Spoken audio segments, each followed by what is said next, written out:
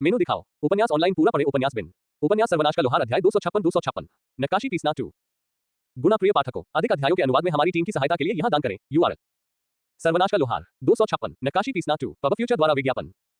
सेठ के पास पहले से ही योजना थी कि अभ्यास के लिए क्या उपयोग करना है। सेरबेरस ने अभ्यास के लिए पर्याप्त मात्रा में खाली टुकड़े निकाले थे। उन्हें परिष्कृत करने के बाद वह उन्हें उकेर सकता था। अगर वह सफल होता तो वह उन्हें एक तैयार हथियार में जोड़ सकता था। यह स्टोव के लिए सामान्य माल का स्टॉक बनाने का भी एक तरीका था। कॉलेज में किए जाने वाले साधारण अभ्यास की तुलना में यह अभ्यास बहुत कठिन था। इसमें न केवल रूनों की नकल करनी थी, बल्कि उन्हें उनके आकार को समायोजित करना था और उन्हें हथियार में फिट करना था।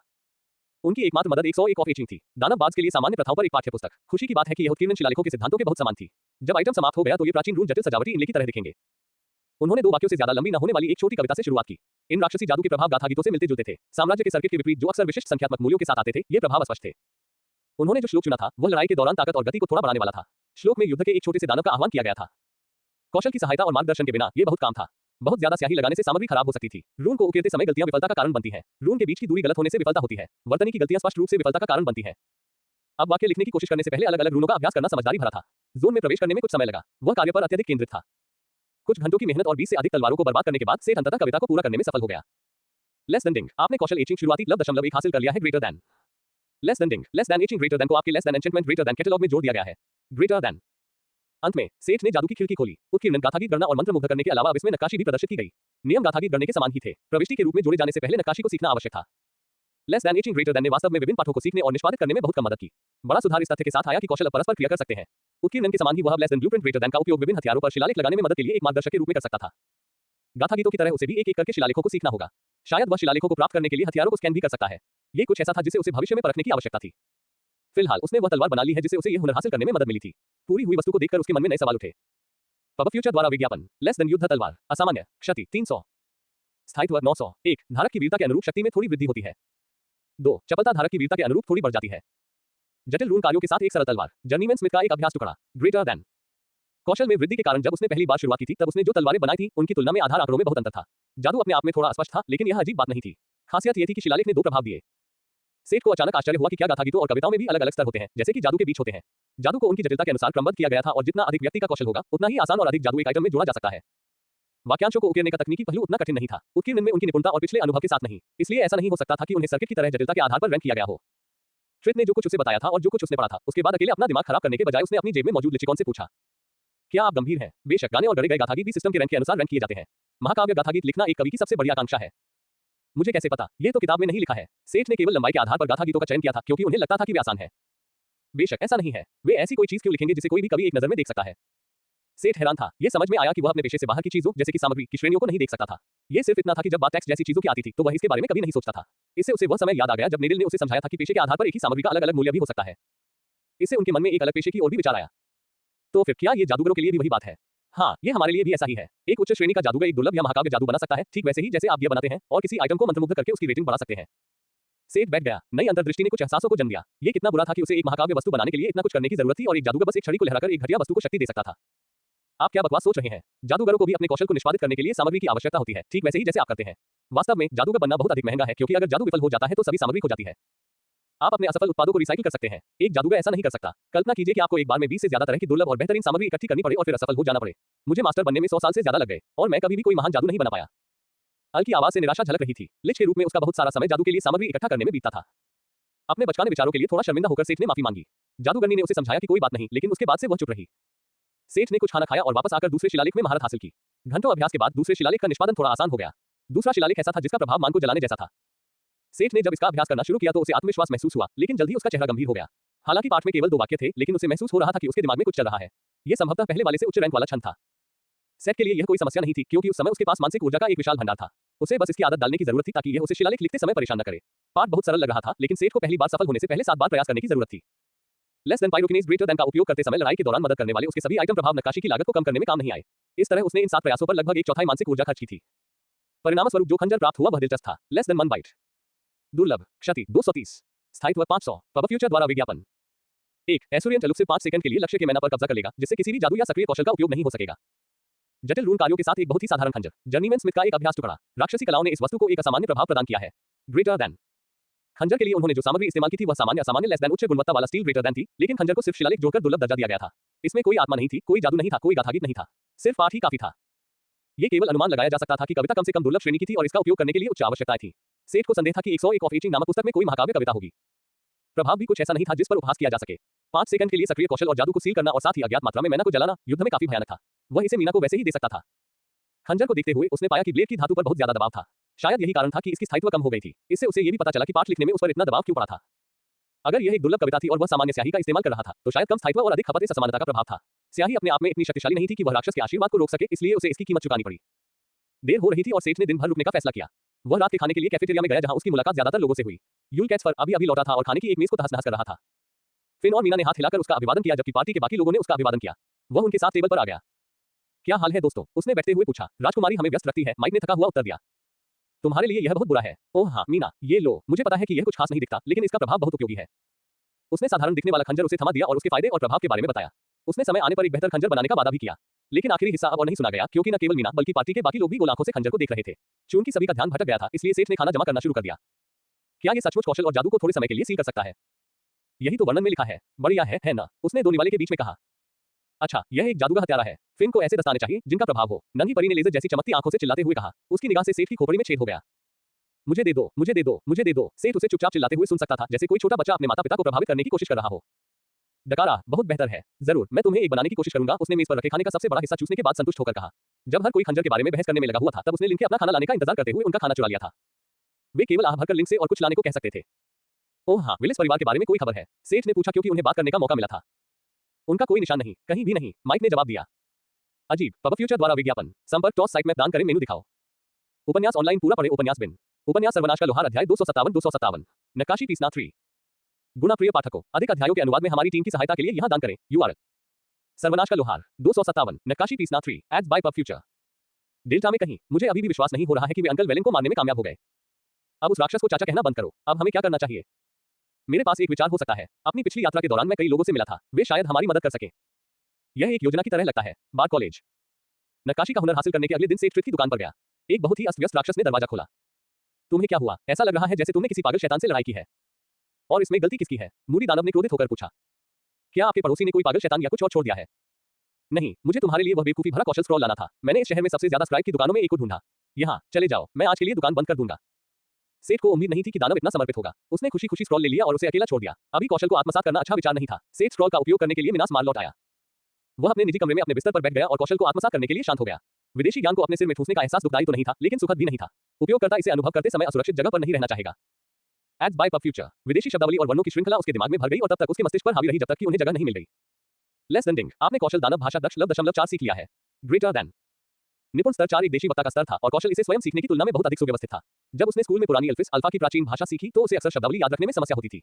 कौशल के साथ वह आसानी से आम और राक्षस भाषा के बीच स्विच कर सकता था। अब वह आसानी से राक्षसी भाषा को समझ सकता था और बोल सकता था। समस्या ये थी कि अब वह राक्षसी भाषा को समझ सकता था और उसका मतलब भी ठीक से समझ सकता था। यहाँ तक कि जब कोई दूसरी भाषा सीखता था तब भी उसमें अक्सर अज्ञानता की धुंध होती थी, जिसके कारण उस भाषा के गाने मूल भाषा के गानों से बेहतर लगते थे। अब जब वह अपनी नई समझ के साथ उन्हें पढ़ता है तो कई कविताएं थोड़ी मूर्खतापूर्ण लगती हैं। अगला कदम less than universal translation greater than को बंद करने के बाद फोर्जिंग बैलेंस को टैक्स करना होगा। परीक्षण के लिए सेठ ने स्टील का एक टुकड़ा लिया और उसे एक साधारण ब्रेस में बदलना शुरू कर दिया। जब उसने पहली बार बिना किसी मध्यस्थ के अनुवाद कौशल के साथ गाथा गीत सुना तो उसके शरीर में एक झटका सा लगा। पहली नजर में दानव की भाषा मानव कानों के लिए कर्कश और असंगत थी, लेकिन इसने सेठ के दिल में एक तार जोड़ दिया। अल ने एक बार कहा था कि उसके पास एक प्रतिभा है और शिक्षक ने इसकी पुष्टि की थी। अब सेठ ने पाया कि दानव संगीत भी उसके स्वाद के अनुकूल है। यह एक शक्तिशाली और कठोर भाषा थी जो एक गीत को ऊर्जा और शक्ति प्रदान करती थी। यह उसके दिल को छू सकती थी और उसके लिए एक बहुत ही खास जगह को गुदगुदा सकती थी। उसकी प्रेरणा बढ़ती गई और उसका गीत और भी सशक्त होता गया। गाथा गीत के साथ आए गहरे रंग के रून और नोट्स एक गहरे लाल रंग की आभा लेकर आए जिसने कमरे को रोशन कर दिया और वर्चस्व के लिए उज्ज्वल आत्मा की आग से मुकाबला किया। हालांकि वह सबसे महान गायक नहीं थे, लेकिन उन्होंने शक्ति लाई जबकि less than Orpheus voice greater then ने तकनीक को जोड़ा। और जैसा कि शिक्षक ने कहा था, संसाधनों की खपत में भारी कमी आई थी। हालांकि उन्हें केवल गाथा गीतों से कभी कोई समस्या नहीं हुई थी, लेकिन अगर वे उदाहरण के लिए इसमें आत्मा का संचार जोड़ देते तो उन्हें अपनी एकाग्रता को विभाजित करने में कठिनाई होती। यद्यपि शिक्षक ने बताया था कि उनका कौशल पहले से ही उनके गाथा गीतों से अधिकतम परिणाम प्राप्त करने में मदद कर रहा था, फिर भी परिणाम में प्रदर्शन में मामूली वृद्धि देखी गई। Less than reflective bracer. असामान्य शारीरिक रक्षा 150। Ads by pub future. स्थायित्व 800। एक प्राप्त क्षति का 17% हमलावर को मिलेगा। एक मंत्रमुग्ध ब्रेसर। जर्नीमैन स्मिथ का एक अभ्यास टुकड़ा जो उज्ज्वल उत्साह के साथ मंत्रमुग्ध है। Greater then. शायद ये लेस देन ऑर्फियस आवाज ग्रेटर देन का प्रभाव था। सेठ कभी भी गायन में अच्छा नहीं था और जब भी उसे गाना पड़ता था तो उसे हमेशा शर्मिंदगी महसूस होती थी। अब यह अलग था। राक्षसी भाषा में गाना उसे उत्साहित करता था। ये जानते हुए और यह महसूस करते हुए कि गाथा गीत और कविता की भी अपनी रेटिंग होती है, सेठ ने कुछ प्रयास करने का फैसला किया और बार कॉलेज में गायन और गीत लेखन सीखने की कोशिश की। अगर उनकी धारणा सही थी तो जितना बेहतर वह गाथा गीत गाते थे, उतना ही less than Orpheus voice greater than का प्रभाव अधिक होता था। वह फोर्जिंग बैलेंस से जो प्रभाव प्राप्त करना था उससे कहीं अधिक प्रभाव ला सकते थे। और अगर वह शायद लेस देन सेठ की आवाज ग्रेटर देन को ऊपर से जोड़ देते। गाथा गीत कुछ ऐसी चीज थी जो कुछ उच्च राक्षसी प्राणियों को उनके अपवित्र आशीर्वाद देने के लिए राजी कर लेती थी। अगर वह उन्हें चालबाज भगवान की भाषाई शक्ति से राजी कर सकता था, तो क्या वह गाथा गीत के प्रभाव को छत से ऊपर नहीं बढ़ा सकता था? वह अपने आप को रोक नहीं सका और जोर से हंसने लगा। बॉस, उसकी शैतानी हंसी को मैरी ने बेरहमी से बाधित किया, जो दरवाजे पर खड़ी थी और अपने क्लिपबोर्ड के पीछे छिप गई थी। पिछले कुछ दिनों में वह एक सचिव की भूमिका में निखर कर आई थी। सेठ ने अपने कपड़े ठीक किए और इस तथ्य पर विचार किया कि वह कुछ सेकंड पहले एक खलनायक की तरह हंस रहा था। आह, क्षमा करें मैरी, मैं आपकी क्या मदद कर सकता हूँ? मैं बीच में बोलना नहीं चाहता था। ये दुकान के स्थान के बारे में एक अपडेट है। जेन ने कुछ संभावित स्थानों की तलाश की है और आपसे कहा है कि जब आपके पास समय हो तो आप उनके साथ वहां जाएं। क्या जेन यहाँ है? मैं अभी आ सकता हूँ। पहले तो वह अभी कॉलेज जाने वाला था, लेकिन अभी दिन बाकी था। वह बाद में जा सकता था। जेन कॉमन स्पेस पर इंतजार कर रही थी। अरे जेन, मैंने सुना है कि तुम मुझे कुछ जगहें दिखाना चाहती हो। Ads by pub future. हाँ, मुझे खुशी है कि आपके पास तुरंत समय था। वे मिनास मार्ग से चले गए और लड़की ने उन्हें उनकी दुकान के लिए अलग अलग स्थानों पर मार्गदर्शन करना शुरू कर दिया। 2 लोग जमीन के ऊपर की इमारतों में थे, जबकि अन्य 3 लोग शॉपिंग जिले के नीचे भूमिगत स्तरों पर थे। सेठ की पहली दुकान भूमिगत थी और उसे वहां वापस जाने का बिल्कुल भी मन नहीं था। तब भी जब उठ के स्तर जमीन के ऊपर के स्तरों से कुछ हद तक बेहतर थे, उसने एक पूरी इमारत खरीदने के बारे में भी सोचा, या कम से कम एक बार में कुछ मंजिलें। उसके पास 10 मिलियन से ज्यादा क्रेडिट थे और वह उनमें से एक अच्छा हिस्सा इस्तेमाल करने का इरादा रखता था। जेन उसे जमीन के ऊपर 2 स्थानों पर ले गई। ये ठीक लग रहा था, लेकिन सेठ भूमिगत परत को एक मौका देना चाहता था। जमीन के नीचे की दुकानें जिले के कुछ सबसे अच्छे स्थानों पर थी। पूरी परत दुकानों और स्टोरों से भरी हुई थी, जो साहसी लोगों के लिए उपकरण और सामान बेचते थे। गियर, औषधि, भोजन और विविध वस्तुएं। यात्रा करने और कालकोठरी में प्रवेश करने के लिए आवश्यक सभी चीजें यहां मिल सकती थी। उसे यह स्वीकार करना पड़ा कि यह जगह वाकई बहुत शानदार लग रही थी। लेकिन जिस चीज ने उसके निर्णय को प्रभावित किया वह थी तीसरी और आखिरी दुकान की जगह। यह सबसे महंगी भी थी। अगर वह वाकई खरीदना चाहता तो वह जगह की सिर्फ एक मंजिल ही खरीद पाता। इसका कारण यह था कि यह एक था आसपास का माहौल। खाली दुकान के सामने चमकीले अक्षरों में उसका नाम चमक रहा था, निको बूस।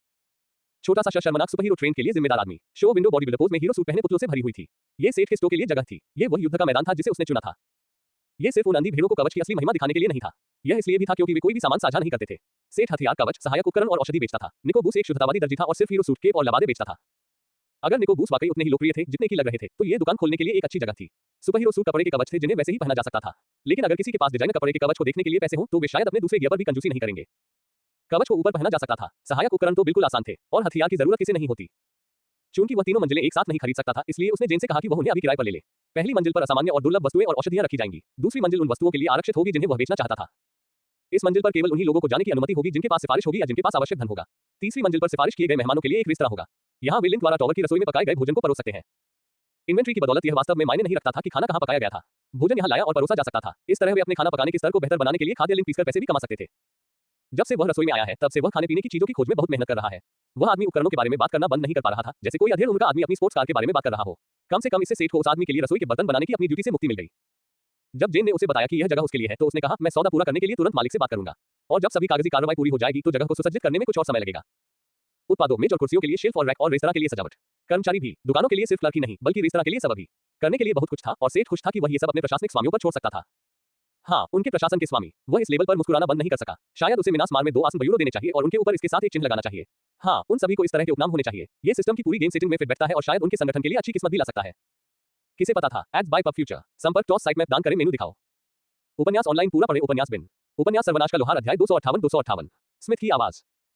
गुना प्रिय पाठकों, अधिक अध्यायों के अनुवाद में हमारी टीम की सहायता के लिए यहाँ दान करें। URL। सर्वनाश का लोहार 258। स्मिथ की आवाज। पब फ्यूचर द्वारा विज्ञापन। निर्णय हो गया और जेन मालिक से बात करने के लिए चला गया। दूसरी ओर सेठ बार कॉलेज जाने के लिए निकल पड़ा। अगर उसे सही से याद है तो दोपहर में गायन अभ्यास होने वाला था और उन्होंने उसमें शामिल होने की योजना बनाई थी। वह नीलामी घर में इसे खरीदने से पहले खुद गायन कौशल हासिल करने की कोशिश करना चाहता था। अगर यह काम नहीं करता तो वह अभी भी पैसे खर्च कर सकता था।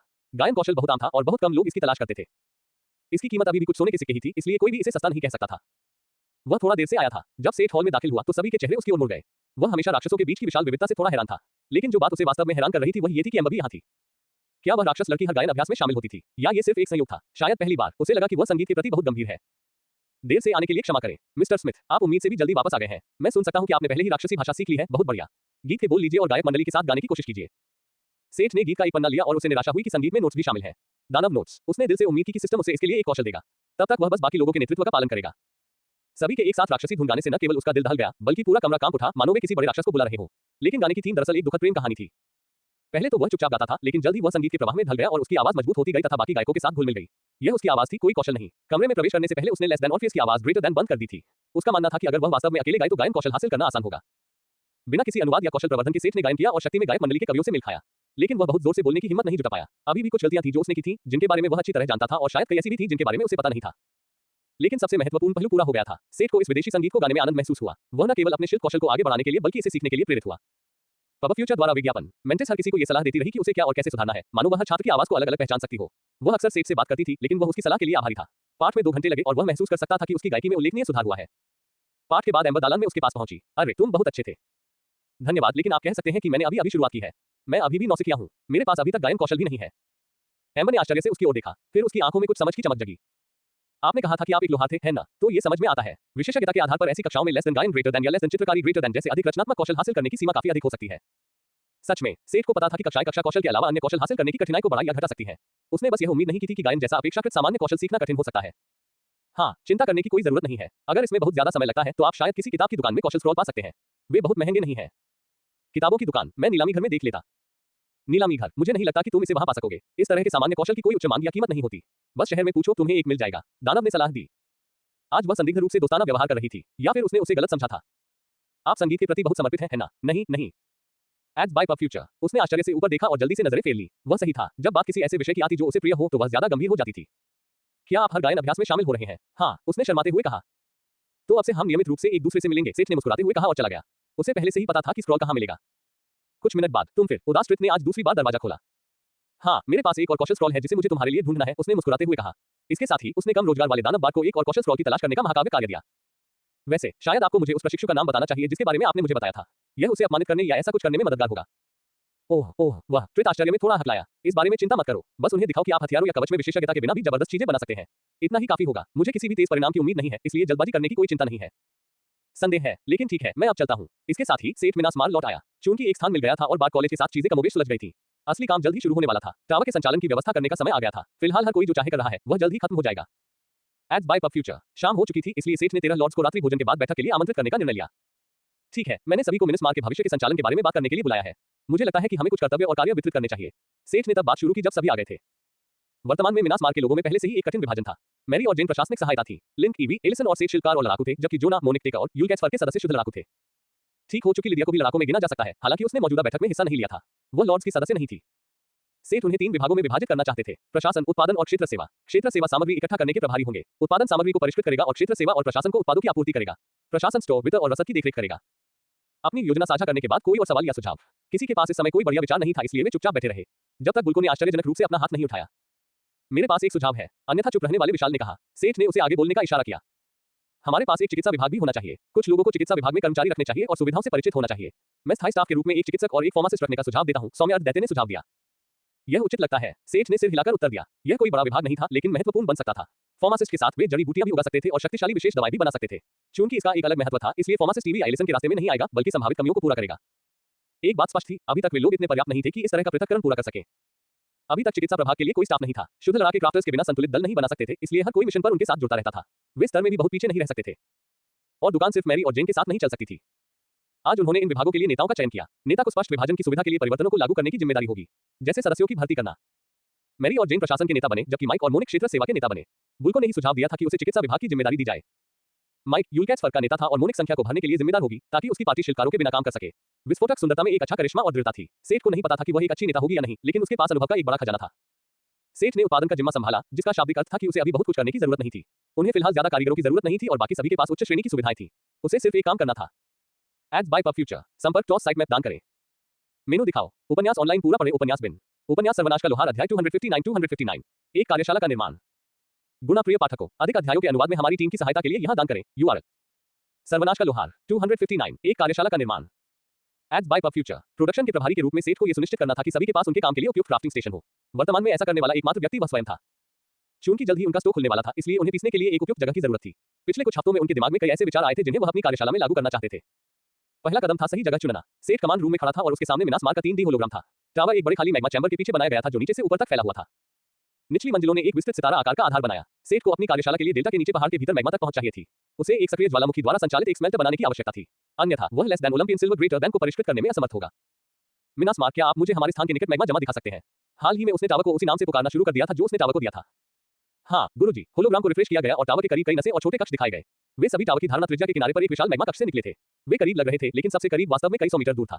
अपने खनन कौशल के साथ भी वह इतनी दूर तक कैसे खुदाई कर सकता था? क्या तुम सचमुच खुद ही कमरे खोदने की सोच रहे हो? लिच ने हैरानी से बीच में कहा। टावर के ड्रोन टावर का विस्तार करने के लिए आपसे कहीं अधिक योग्य है। आपका मतलब रखरखाव ड्रोन से है? सेठ को याद है कि जब टावर को फिर से सक्रिय किया गया था तब उन्होंने उन्हें देखा था। ये जीव बायोमैकेनिकल ट्राइलोबाइट्स जैसे दिखते थे। उनके खोल में तांबे की चमक थी और वे काफी तेज थे। Ads by pub future. भूतल के नीचे कई मंजिलें और प्रयोगशालाएं थीं, जिनमें मशीनों के निर्माण और रखरखाव के लिए जिम्मेदार मशीनें रखी जाती थीं।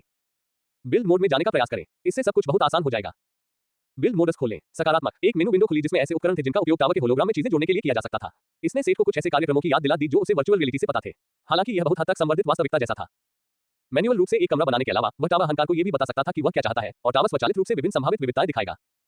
उसने एक बड़ा कमरा केंद्र के रूप में बनाया। यहाँ वह less than spirit smithy greater than को बुलाएगा। अन्य सभी कमरे केंद्र से सटे हुए थे। एक में एक चैनल होगा जो सीधे निकटतम सक्रिय मैग्मा कक्ष तक जाता है। यहाँ वह less than Olympian silver greater than के लिए विशेष भट्टी बना सकता था। एक और कमरा less than bones of set greater than के निर्माण के लिए समर्पित था। टावर के लिए कमरे की जमीन में सीधे रख निर्माण को उकेरना संभव था। इस तरह से उसे हर बार नए सिरे से रख खींचने के बजाय जमीन पर तैयार किए गए चैनलों को आवश्यक रख से भरना होगा। इस कमरे के पास ही एक प्रयोगात्मक कमरा था जिसे सेठ ने बनाया था, ब्लड बेड्स। इस कमरे में कई अलग अलग जानवरों के खून के बड़े बड़े बर्तन और टैंक रखे हुए थे। ये टैंक दावत के खाली स्थानों को पोषित करने के लिए थे। यह एक ऐसा विचार था जिसे वह विकसित करना चाहता था लेकिन पहले कभी समय नहीं मिला। अब जब वह अपनी खुद की कार्यशाला बना रहा था तो वह इसे शुरू से ही जोड़ सकता था। उनका विचार जटिल नहीं था। दावत के गीत का उपयोग करके कुछ बनाने के बाद ये दावत के ब्लेड की तरह दावत का क्रिया विशेषण जोड़ देगा। टोरेट की मदद से उन्होंने रक्तस्राव और जीवन चोरी के जादू और प्रभाव के बीच एक महान तालमेल पाया था। यही कारण था कि उसने हमेशा उन्हें तुरंत रक्त पीने वाले हथियारों में बदल दिया था। इसने गलत धारणा को जन्म दिया कि दावत केवल युद्ध में ही काम करती है क्योंकि जीवन चोरी प्रभाव ने इसे इस तरह से बदल दिया था। एज बाय पब फ्यूचर, एक समय पर उसे एहसास हुआ कि एक शुद्ध दावत का हथियार सिर्फ खून सोखने से ज्यादा शक्तिशाली हो सकता है। युद्ध में हथियार से खून बहाने की कोई जरूरत नहीं थी। इस एहसास ने दावत के हथियार को खून में भिगोने का विचार पैदा किया, इससे पहले कि इसे खून पीने वाले हथियार या किसी और चीज में बदल दिया जाए। इस तरह वह किसी भी तरह की सामग्री को और मजबूत कर सकता था जिसे वह गाथागीत के साथ बनाने में सक्षम था। उसे बस मजबूत खून की जरूरत थी। इस उद्देश्य के लिए सेठ ने कालकोठरी में अपने रोमांच के दौरान एकत्र किए गए रक्त को वापस रख लिया था। जब उसने लिंक से रक्त इकट्ठा करने के लिए कहा तो अन्य लोगों ने उसे अजीब तरह से देखा था। अधिकांश प्राणियों का रक्त बाजार में बेकार था। लेकिन एक आइटम पर वह नहीं होगा। उन्होंने सेबेरस और स्पिरिट फनेस के लिए एक अलग कमरे की भी योजना बनाई। केंद्रीय कमरे में केवल स्मिथिंग और जादू के लिए क्राफ्टिंग स्टेशन मौजूद होंगे। भविष्य में जोड़ने के लिए कुछ और भंडारण कमरे और खाली कमरे डिजाइन करने के बाद उन्होंने ब्लूप्रिंट की पुष्टि की। निर्देश प्राप्त हुए। पूरा होने तक अनुमानित समय 3 दिन। सिर्फ 3 दिन, सेठ ने आश्चर्य से कहा। यदि बिजली उत्पादन बढ़ाया जाए तो अनुमानित समय कम किया जा सकता है। अधिक शक्ति होने पर इसमें कितना समय लगेगा? 1-2 दिन। नहीं, 3 दिन ठीक है। मूल योजना के अनुसार आगे बढ़ो। एज बाय पब फ्यूचर, सेठ के पास समय की कमी नहीं थी। उसे थोड़ा डर भी था कि अगर उसने इस पर कुछ गड़बड़ की तो क्या हो सकता है। उसने टॉवर के गलियारों में ट्राइलोबाइट्स की बाढ़ देखी। इस तरह की किसी बात को भड़काने की जरूरत नहीं थी। डेल्टा में कहीं विलिस परिवार अपने संचालन केंद्र में सम्मानित अतिथियों का स्वागत करता है। मैं विलिस परिवार में आपका स्वागत करता हूं। हम आपका निमंत्रण स्वीकार करके खुश हैं। विलिस परिवार के अवशेषों ने चौड़े लबादे पहने अजीबोगरीब लोगों के एक समूह का स्वागत किया। उनके चेहरे और शरीर छिपे हुए थे। विलिस परिवार में से केवल एक ही व्यक्ति उनसे पहले मिला था और उनके लिए गारंटी दी थी। अजनबियों के नेता और विलिस परिवार के वरिष्ठ सदस्य एक बैठक कक्ष में एक साथ बैठे और अब तक जो कुछ हुआ था उसे बताया। सेठ के प्रति उनकी नफरत उनके हर शब्द और भाषण में झलक रही थी। रहस्यमय नेता ने कहा, आपने अच्छा किया जो हमें बुलाया। हमारा भगवान खुशी खुशी सभी को शक्ति प्रदान करता है, विशेष रूप से जरूरतमंदों को। अचानक कमरे पर रहस्यमय आदमी के अनुयायियों ने हमला कर दिया और विलिस परिवार के बचे हुए नेता सभी गंभीर रूप से घायल हो गए। केवल वह आदमी ही बच पाया जिसने इन गद्दार मेहमानों की गारंटी ली थी। क्यों? उनमें से एक ने पूछा। क्योंकि उसकी जान निकल रही थी। नेता उसके पास झुक गया। क्या तुम्हें शक्ति नहीं चाहिए थी? तुमने यही मांगा था। यही परम शक्ति और शाश्वत जीवन का मार्ग है। मुझ पर विश्वास करो। उसकी आवाज व्यंग्य से भरी हुई थी। आपने बहुत अच्छा किया, उन्होंने विलिस परिवार के अंतिम बचे सदस्य से कहा। ज़ारकॉन की जय हो। एकमात्र उत्तर था। किसी को जमीन पर पड़ी लाशों की परवाह नहीं थी। किसी ने सफाई नहीं की। वे ऐसा क्यों करेंगे? कुछ घंटों बाद लाशें फिर से जाग उठी। उनमें नई जान आ गई। अब जब उनकी आत्माएं एक विदेशी देवता से बंधी हुई थी तो 2 तरह की प्रतिक्रियाएं थी। कुछ को अपने व्यवहार और झिझक पर पछतावा हुआ। दूसरों को अपनी नई शक्ति में खुशी मिली। विलिस परिवार चला गया था। ज़ारकॉन की एक नई शाखा ने उन्हें आत्मसात कर लिया और उनकी जगह ले ली। एज बाय पब फ्यूचर, संपर्क टॉस साइट में दान करें मेनू दिखाओ। उपन्यास ऑनलाइन पूरा पढ़े। उपन्यास बिन। उपन्यास सर्वनाश का लोहार अध्याय 260। विकास के दिन। गुना प्रिय पाठकों, अधिक अध्यायों के अनुवाद में हमारी टीम की सहायता के लिए यहां दान करें। URL सर्वनाश का लोहार 260 विकास के दिन। As by pub future. 3 दिन बाद निर्माण कार्य पूरा हो गया। सेठ ने अपनी लोहार की दुकान निजी क्वार्टर से हटाकर नई कार्यशाला में रख ली थी। इस बीच सेठ ने अपनी दुकान के भव्य उद्घाटन की तैयारियां शुरू कर दी। उन्होंने अपना समय बार कॉलेज जाने और दुकान की पहली मंजिल के लिए असामान्य और दुर्लभ वस्तुएं बनाने में बिताया। इनमें से कुछ आइटम अभ्यास के लिए इस्तेमाल किए गए थे, जिनका इस्तेमाल नए गीत और कविताएं सीखने के लिए किया जाता था। इन आइटमों के प्रभाव वही थे जिनमें उनकी सबसे अधिक रुचि थी, लेकिन कभी-कभी उन्हें समझना मुश्किल होता था। ज्यादातर आइटम उनकी अपेक्षा से कम उपयोगी निकले। अब तक की सबसे अच्छी कविता एक ऐसी कविता थी जो कुल्हाड़ी के नुकसान को कई गुना बढ़ा सकती थी। कुछ प्रयासों के बाद सेठ ने फैसला किया कि इन कविताओं और गाथागीतों को बेतरतीब ढंग से आजमाने से पहले उन्हें ज्यादा समझ नहीं आएगी। इसलिए उसने इन राक्षसों के बारे में जानने के लिए कॉलेज में और अधिक कक्षाओं में शामिल होने का फैसला किया। कुशलता के मामले में उन्होंने इन हथियारों के साथ लगभग कोई प्रगति नहीं की। एकमात्र कौशल जिसमें थोड़ी वृद्धि देखी गई वह था लेस देन गायन ग्रेटर देन। ट्रिथ ने एक स्क्रॉल ढूंढ लिया था और सेठ ने लेस देन गायन शुरुआती स्तर 1 ग्रेटर देन सीखा था। शिक्षक के मार्गदर्शन में कॉलेज में गायन ने अनुभव को बढ़ाने में मदद की और वह एक दिन के भीतर स्तर 2 तक पहुंच गया। मोनिक और अन्य लोगों ने डेल्टा के अंधेरे क्षेत्रों की खोज शुरू कर दी और सामग्री की खेती शुरू कर दी। सेठ भी भविष्य में उनके साथ शामिल हो जाएगा ताकि स्तर में बहुत पीछे न रह जाए। कार्यशाला समाप्त होने के बाद उसने सबसे पहले जो काम किया वह था अपनी इन्वेंट्री में मौजूद सभी खून को निकालना और उसे खून खराबे के लिए अलग अलग बर्तनों में भरना। उसने स्टील से बने असामान्य दावत हथियार का एक बैच भी जोड़ा। उसने उन्हें अलग अलग स्तरों और रेटिंग के जानवरों के खून में डाल दिया। जब वह ये सब कर चुका तो वह एक छोटे से लावा पूल वाले कमरे में चला गया। गर्मी बहुत भयानक थी और अगर वे ज्यादा देर तक वहां रहे तो एक सामान्य इंसान की मौत हो सकती थी। सेठ को यह बस थोड़ा गर्म लगा। वास्तव में बहुत आरामदायक था। यहाँ उन्होंने नुस्खा से निर्देश का पालन किया और एक विशेष भट्टी बनाई जो लावा की शक्ति को ईंधन के रूप में इस्तेमाल करती थी। शक्ति का मतलब केवल गर्मी नहीं था, पूरा बाहर जादू का एक बेसिन था, जैसे कि अंदर का मैग्मा इसकी एक बड़ी मात्रा को अवशोषित करता था। पिघला हुआ पत्थर शुद्ध अग्नि ऊर्जा से भर गया था। भट्टी और हेफेस्टोस की ऊर्जा हेरफेर विधि के संयोजन में इस ऊर्जा का उपयोग किसी सामग्री को परिष्कृत और सशक्त बनाने के लिए किया जा सकता है। इस मामले में कम से कम चांदी की आवश्यकता होती है। हालांकि यह सबसे उत्तम धातु नहीं थी, लेकिन यह आम धातुओं के बीच अपनी शुद्धता और चालकता के लिए जानी जाती थी। Ads by pub future, less than Olympian silver greater than के गुणों को अपनाने के लिए उच्च चालकता और जादुई शुद्धता वाले भोजन की आवश्यकता थी। इसका मतलब यह था कि इसमें तत्वों के साथ कोई मजबूत संबंध नहीं हो सकता था। इन मानदंडों के आधार पर चांदी के बाद अगला उच्चतर चरण लेस देन मिथरिल ग्रेटर देन या less than fish steel greater than होगा। ये less than bones of set greater than से भिन्न था, जहां मुख्य मानदंड यह था कि आधार सामग्री लोहा थी और लोहा जितना अधिक विशेष होता था परिणाम भी उतना ही बेहतर होता था। सब कुछ तैयार होने के बाद सेठ ने भट्टी का परीक्षण किया। उसकी स्पिरिट भट्टी की तुलना में इसका उपयोग करना कठिन था और गलतियों से बचने के लिए अधिक एकाग्रता की आवश्यकता थी। जबकि अपनी भट्टी का उपयोग करना पानी में तैरने जैसा महसूस होता था, ये कीचड़ या टार में तैरने जैसा था। फिर भी सेठ के पास इस बिंदु पर बहुत अनुभव था और यहाँ तक कि लेस देन पाइरोकिनेसिस ग्रेटर देन भी था। बड़ी हुई कठिनाई केवल एक छोटी सी समस्या थी। उन्होंने भट्टी के कार्य का परीक्षण करने के लिए साधारण चांदी की 10 छड़ों को दुर्लभ less than Olympian silver greater then की 5 छड़ों में परिष्कृत किया। शुरुआत में कुछ समस्याएं आई, लेकिन फिर उन्होंने भट्टियों के काम करने के तरीके को समझा और उसके हिसाब से उन्हें कैलिब्रेट किया। हालांकि यहाँ वहाँ छोटी मोटी गलतियां करने के बावजूद भी नई सामग्री को परिष्कृत करने के लिए 2:1 के अनुपात में चांदी की खपत होती है। इस बात पर विचार करने के बाद भी आम धातु को दुर्लभ श्रेणी की सामग्री में बदलना अभी भी एक बड़ी बात थी। चांदी मिलना मुश्किल नहीं था और कीमत भी सस्ती थी। उन्होंने अपनी घटी हुई स्टील की आपूर्ति को फिर से भरने के बारे में भी सोचा। अंत में उसने इसके खिलाफ फैसला किया। वह लेस देन उच्च गुणवत्ता वाले स्टील ग्रेटर देन से आगे निकल गया था। अब असामान्य या दुर्लभ वस्तुओं के साथ प्राप्त करने के लिए लगभग कोई अनुभव नहीं था। भविष्य महाकाव्य वस्तुओं में निहित था। उसके पास अपने कौशल को और निखारने के लिए लेस देन सेठ की हड्डियां ग्रेटर देन की लगभग 150 छड़ें और दुर्लभ धातुओं और बीज सामग्रियों की एक सरणी थी। उसने स्टील की आखिरी सलाखें सेरबेरस की लोहारी में छोड़ दी और सांप की बची हुई सामग्री को जोड़ दिया। उसने अपनी सूची में असामान्य बीज सामग्री डालना बंद कर दिया था। उसने टाइटानो बोआ किशोर की सामग्री को आवश्यकता से ज्यादा पुरानी यादों के कारण रखा था। उसने ये सब बगल के स्टोरेज रूम में छोड़ दिया ताकि गोलेम उन्हें खाली कर सके। वे गोलेम को कुछ दिनों तक व्यस्त रखने के लिए पर्याप्त होने चाहिए। उनकी सूची में दुर्लभ से नीचे की एकमात्र सामग्री लेस देन बोना तांबा ग्रेटर देन थी जो उन्होंने ओरा से छोड़ी थी और वे धातुएं थी जिन्हें उन्होंने यात्रा के दौरान मिले अयस्कों से परिष्कृत किया था। सेठ को अभी भी इस बात का अंदाजा नहीं था कि less than snow copper greater than और less than volatile zinc greater than का किसी वस्तु पर क्या प्रभाव हो सकता है, लेकिन यात्रा से प्राप्त आत्माओं के साथ प्रयोग करने पर उसे पहले से कुछ उम्मीदें थी। एज बाय पब फ्यूचर केंद्रीय कक्ष में उन्होंने न केवल अपना less than spirit smithy greater than रखा, बल्कि एलिसन और ईवी द्वारा इस दौरान बनाई गई स्याही के लिए कई अलमारियां भी बनाई। सामान्य सामान के लिए कुछ वर्क टेबल और ड्राफ्ट और विचारों के लिए एक दीवार। उनके पास less than blueprint greater than था, लेकिन नए विचार प्राप्त करने के लिए हर चीज को व्यवस्थित रखना अक्सर मददगार होता था। अब जब कार्यशाला तैयार हो गई थी तो लॉर्ड्स ऑफ मिनासमार के अनुरूप उपकरण बनाने का समय आ गया था। सेठ डिजाइन टेबल पर बैठ गया और सोचने लगा कि वह सबसे पहले क्या करना चाहता है। अगले ही पल वह उछल पड़ा और बार्ट कॉलेज के लिए निकल पड़ा। इस समय सबसे ज्यादा कमी ईवी की थी। अमर चुड़ैल एक जादूगरनी और सहायक थी, लेकिन अगर वह मर जाती तो वह मरे हुए में बदल सकती थी। इसने लड़की को लड़ाई में काफी लापरवाह बना दिया। सेठ जो बनाना चाहता था वह एक स्वमरम्मत कवच था। मैं एक स्व पुनर्जीवित चुड़ैल के लिए स्वमरम्मत कवच बनाना चाहता था। यह सुनिश्चित करेगा कि चाहे वह कैसे भी मर जाए, वह कवच से ढकी रहेगी। अल जलसा उसकी मदद करने में असमर्थ थी। बेशक वह उसे बुला सकता था और उस वस्तु को मंत्रमुग्ध करने का काम उस पर छोड़ सकता था, लेकिन यह अभ्यास का उद्देश्य नहीं था। सभी आवश्यक सामग्री इकट्ठा करना भी कठिन होगा। वह कुछ समय से इस विचार पर काम कर रहा था, लेकिन नए गाथागीत और नक्काशी ने इसे संभव बना दिया। एक गाथागीत या शिलालेख में बहुत सारे राक्षस और संभावित प्रभाव हो सकते हैं। उसे बस सही चीज ढूंढने की जरूरत थी।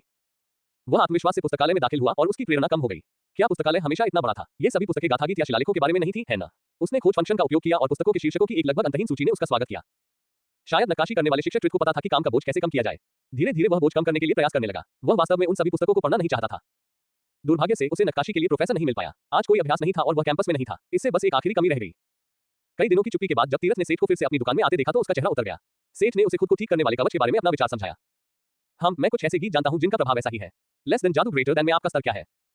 जर्नीमैन love 2 age by pub future J journeyman स्तर 2। आप मेरी सोच से बेहतर हैं, लेकिन यह उन लोगों के लिए पर्याप्त नहीं है जिन्हें मैं जानता हूं। मैं कुछ महाकाव्य गाथागीत और कविताओं के बारे में जानता हूं, लेकिन आपको कम से कम शिल्पकार रैंक की आवश्यकता होगी। अरे तब तक तो काफी समय लग सकता है। क्या कोई और रास्ता नहीं है? ट्रिथ कुछ देर वहीं बैठी सोचती रही। मरे हुए कवच के बारे में क्या ख्याल है? उसने अचानक पूछा। एक मरे हुए कवच? तुम्हारा मतलब है कि उन जीवित कवच मरे हुए सूर की तरह? ट्रिथ ने इसे समझाने का तरीका ढूंढते हुए एक जटिल अभिव्यक्ति बनाई। यह अलग है। आपका मतलब है कि कवच मजबूत भूतों के पास है। मेरा मतलब है कि कवच के एक टुकड़े को सचमुच एक दिमागहीन मरे हुए व्यक्ति में बदलना है। आखिरकार कुछ मरे हुए लोगों में एचपी पुनर्जन्म होता है। ट्रिथ खड़ा हुआ और अपने पीछे रखी शील्ड से कागज और कलम निकाला। नेक्रोमेंटिक क्षमताओं वाले कई महान राक्षस हैं। मुझे 4 ऐसे राक्षस पता हैं जो आशीर्वाद कवच के लिए प्राथमिकता दिखाते हैं। हो सकता है कि अगर आप इन नामों की तलाश करें तो आपको लाइब्रेरी में कुछ उपयुक्त मिल जाए। उसने लिखा और सेठ को नोट दिया। ये सेठ का सबसे अच्छा सुराग था। संभावित रहस्यमयी शुगर डैडीज की छोटी सूची के साथ वह पहले से लिखी गई पुस्तकों की तलाश में पुस्तकालय में वापस आया। परिणाम अभी भी पुस्तकों की एक लंबी सूची थी, लेकिन ये प्रबंधनीय हो गई थी। सेठ दिन भर लाइब्रेरी में बैठा रहा। जब बाहर अंधेरा हो गया तो उसने ज्यादातर किताबें सरसरी तौर पर पढ़ ली थीं। कुछ गाथाएं अच्छी थीं, लेकिन उनमें से एक ने उसे बहुत प्रेरणा दी। तकनीकी रूप से यह कोई जाली गाथा नहीं थी, लेकिन यह इसी श्रेणी में आती थी। इसमें एक लाश की कठपुतली को झूठा जीवन देने के लिए आजीवन के अधिपति की शक्ति उधार लेने की मांग की गई थी। ये कठपुतली उन जानवरों की क्षमताएं प्राप्त करेगी जिनसे इसे बनाया गया था। बदले में ये बुद्धिहीन थी और दूसरों की जीवन शक्ति को खाकर अपने अपवित्र अस्तित्व को बनाए रखती थी। ये सामान नेक्रोमेंसरों की प्रथाओं में गहराई से समाया हुआ था और सेठ को इसे समझने के लिए लिच की मदद की जरूरत थी। मुद्दा यह था कि यह मृत ऊतकों को जीवन का आभास देता था, जिसके बाद संचालन को बनाए रखने के लिए शक्ति की आवश्यकता होती थी। प्रेरणा ये थी कि वह इस गाथागीत का उपयोग चमड़े के कवच पर कर सकता था, उदाहरण के लिए आइस ट्रोल लेदर से बना कवच। योजना ये थी कि चमड़े को जीवन मिले और ट्रोल के उपचार कारक को विरासत में मिले। इसे केवल क्षति को पुनर्जीवित करते समय शक्ति की आवश्यकता होगी। सेठ को उम्मीद थी कि यह अन्य मंत्रों के समान होगा और एक शक्ति स्रोत के रूप में एक संक्रमित आत्मा का उपयोग करने में सक्षम होगा। सबसे बड़ी अनिश्चितता एक विशेष आवश्यकता थी। कोई भी व्यक्ति किसी महान दानव को बुलाकर उनसे आशीर्वाद नहीं मांग सकता था। ये मंत्र गाथागीत गणने से बहुत दूर थे और लेस देन जादू ग्रेटर देन कौशल के अंतर्गत नहीं आते थे। उन्हें डालने के लिए लेस देन दानव जब ग्रेटर देन कौशल की आवश्यकता थी। यह एक दानव बार के लिए एक मुख्य बात थी जो युद्ध में अपनी संगीत प्रतिभा का उपयोग करता था, लेकिन सेठ के लिए नहीं। लेकिन सेठ को एक विचार था कि वह विकल्प के रूप में क्या उपयोग कर सकता है। एड्स बाय पब फ्यूचर संपर्क टॉस साइट मैप दान करें।